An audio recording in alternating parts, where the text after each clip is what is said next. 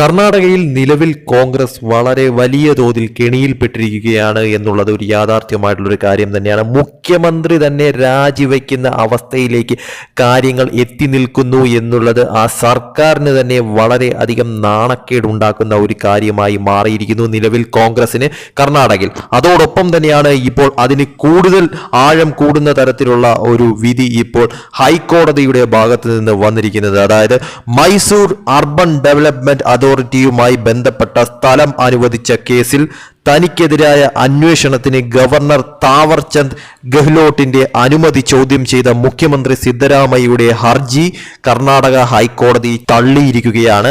ഇതോടുകൂടി മുഖ്യമന്ത്രി രാജിവെക്കേണ്ട ഒരു അവസ്ഥയിലോട്ട് ഇപ്പോൾ കർണാടകയിൽ കാര്യങ്ങൾ പോകുന്ന തലത്തിലോട്ട് എത്തിയിരിക്കുന്നു. അതിന് കൂടുതൽ ആക്കം കൂട്ടാനായിട്ട് ഇപ്പോൾ BJP വളരെ വലിയ പ്രതിഷേധങ്ങൾ ഇപ്പോൾ ഹൈക്കോടതിയുടെ ഈ ഒരു വിധിയിൽ പിന്നാലെ ഇപ്പോൾ കർണാടകയിൽ വളരെ വലിയ തോതിലുള്ള പ്രതിഷേധങ്ങൾ മുഖ്യമന്ത്രിക്കെതിരെ എല്ലാ അർത്ഥത്തിലും ഇറങ്ങി തിരിച്ചിരിക്കുക തന്നെയാണ്. കർണാടകയിൽ സിദ്ധരാമയ്യ രാജിവെക്കണമെന്ന് ആവശ്യപ്പെട്ട് BJP പ്രവർത്തകർ വളരെ വലിയ പ്രതിഷേധവുമായാണ് ഇപ്പോൾ രംഗത്തെത്തിയിരിക്കുന്നത്.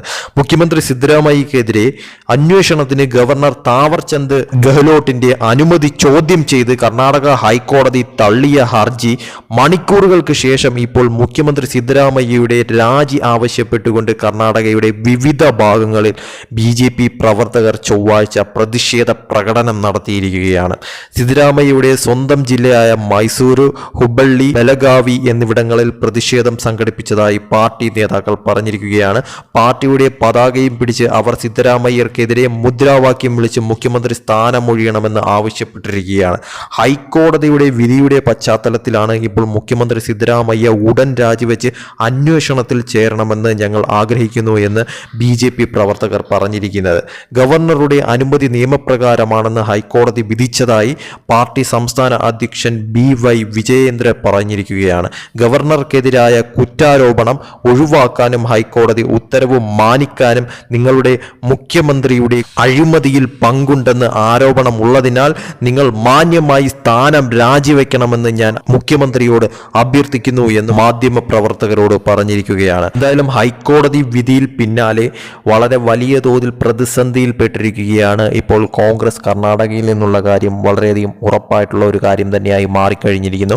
എന്തായാലും ഈ ഒരു സാഹചര്യത്തിൽ സിദ്ധരാമയ്യയുടെ രാജി തന്നെയാണ് പ്രതിപക്ഷം വളരെ വലിയ തോതിൽ ഉന്നയിക്കുന്ന ഒരു കാര്യമെന്ന് പറയുന്നത്. കോൺഗ്രസിനെ സംബന്ധിച്ചിടത്തോളം ഇത് വളരെ വലിയൊരു തിരിച്ചടിയായി മാറിയിരിക്കുന്നു കർണാടകയിൽ എന്നുള്ളത് വളരെ യാഥാർത്ഥ്യമായിട്ടുള്ള ഒരു കാര്യം തന്നെയാണ്. ഇത് കോൺഗ്രസ് എങ്ങനെ നേരിടും എന്നുള്ളത് തന്നെയാണ് ഏറ്റവും ഹൈലൈറ്റ് ആയിട്ട് കാണേണ്ട ഒരു കാര്യമെന്ന് പറയുന്നത്. മുഖ്യമന്ത്രിയുടെ രാജിയല്ലാതെ നിലവിൽ കോൺഗ്രസിന് മറ്റൊരു ഓപ്ഷനായിട്ട് നിലനിൽക്കുന്നില്ല എന്നുള്ളതും ഒരു യാഥാർത്ഥ്യം തന്നെയാണ്. അതോടൊപ്പം തന്നെയാണ് മുഖ്യമന്ത്രിയുടെ രാജിക്ക് പിന്നാലെ കോൺഗ്രസിൽ തന്നെ വളരെ വലിയ തോതിൽ തങ്ങൾക്ക് മുഖ്യമന്ത്രി ആകണം എന്നുള്ള തലത്തിലുള്ള അഭിപ്രായ വ്യത്യാസങ്ങളും പലരിലും പ്രകടമാകുന്ന തരത്തിലുള്ള വാർത്തകളൊക്കെ തന്നെ നേരത്തെയും പുറത്തു വന്നിട്ടുള്ളതാണ്. ഇതെല്ലാം തന്നെ വെച്ച് നോക്കുമ്പോഴത്തേക്കും കോൺഗ്രസ് കർണാടകയിൽ വളരെ വലിയ തോതിൽ പ്രതിസന്ധിയിലായിരിക്കുന്നു. സർക്കാർ തന്നെ വീഴുന്ന തരത്തിലേക്ക് കാര്യങ്ങൾ പോയാലും അത്ഭുതപ്പെടാനില്ല എന്ന് വേണം ഇപ്പോഴത്തെ നിലയിൽ കാര്യങ്ങൾ വിലയിരുത്താനായി. ഡൽഹിയിൽ അരവിന്ദ് കെജ്രിവാൾ രാജിവെച്ചുകൊണ്ട് പുതിയൊരു മുഖ്യമന്ത്രി വന്ന രീതിയിൽ കർണാടകയിലും അങ്ങനെ ഒരു നീക്കം കോൺഗ്രസിന്റെ ഭാഗത്ത് നിന്ന് ഉണ്ടാകുമോ എന്നുള്ളത് തന്നെയാണ് ഏറ്റവും ഉറ്റുനോക്കുന്ന ഒരു കാര്യമെന്ന് പറയുന്നത്. കോൺഗ്രസിനെ സംബന്ധിച്ചിടത്തോളം നിലവിൽ ഇത് വളരെ വലിയ ഒരു തിരിച്ചടിയായി മാറുമെന്ന കാര്യത്തിൽ യാതൊരു സംശയവുമില്ല. മുഖ്യമന്ത്രി രാജിവെച്ചാലും ഇല്ലെങ്കിലും ഇത് വളരെ വലിയൊരു നാണക്കേടായി കോൺഗ്രസിന് കർണാടകയിൽ മാറിയിരിക്കുന്ന ഒരു കാര്യമായി BJP തന്നെ അത് മാറ്റിയിരിക്കുന്നു. ഇത് BJP വളരെ വലിയൊരു ആയുധമാക്കി തന്നെയാണ് കോൺഗ്രസിനെതിരെ വളരെ വലിയ തോതിൽ പ്രതിഷേധമായി ഇപ്പോൾ കർണാടകയിൽ ഉടനീളം കോൺഗ്രസിനെതിരെ തിരിഞ്ഞിരിക്കുന്നത് തന്നെ.